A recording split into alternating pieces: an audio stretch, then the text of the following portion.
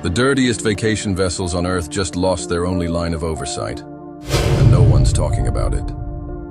In 2024, with almost no media coverage, the CDC quietly laid off the entire team responsible for inspecting cruise ships. Gone.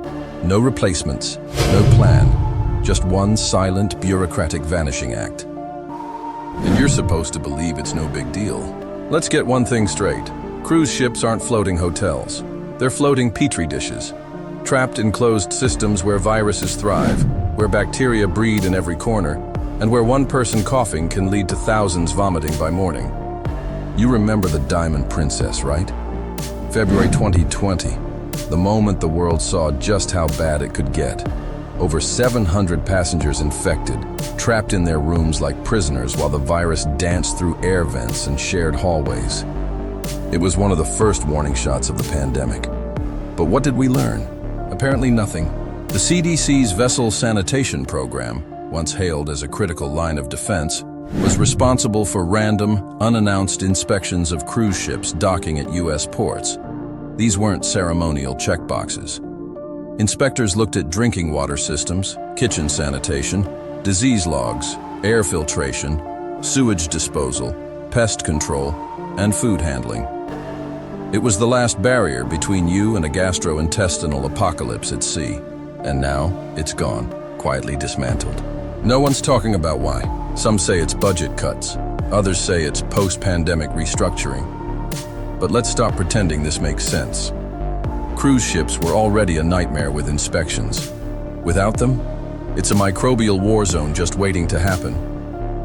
Here's what they don't want you to think about. Cruise ships are perfectly engineered for disease.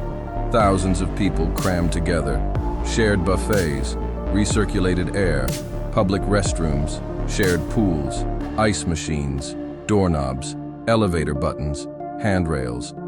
And let's not even talk about the ventilation systems. They don't keep viruses out, they circulate them. Do you know how long norovirus can survive on surfaces? Days. It's not some rare thing either. Over 90% of diarrheal disease outbreaks on cruise ships are caused by it. And passengers get infected even after the previous cruise has ended. That's how dirty these ships can get. And here's the part they'll never tell you. Cruise lines pay to dock in your country. They're for-profit corporations. Many are registered in Panama or the Bahamas to avoid taxes and regulations. So who do you think benefits when the inspectors disappear? You? Or the executives cashing in while you're puking on the Lido deck? Still think it's just a coincidence? There's a reason some call cruise ships biohazard bingo halls. On any given voyage, you've got elderly passengers with weakened immune systems, families with young kids, and staff who work grueling shifts, sleep in cramped quarters, and have every incentive to hide symptoms because missing work means missing pay. And the kicker? You can't leave. If someone gets sick, you're locked in. If the plumbing fails, you're stuck with sewage sloshing in the hallways. That's not hypothetical, it's happened. In 2013. So the next time you see a cruise ship gliding across the horizon, ask yourself, is it a luxury escape or a floating trap? You be the judge. Subscribe now and sign up for the free underground newsletter.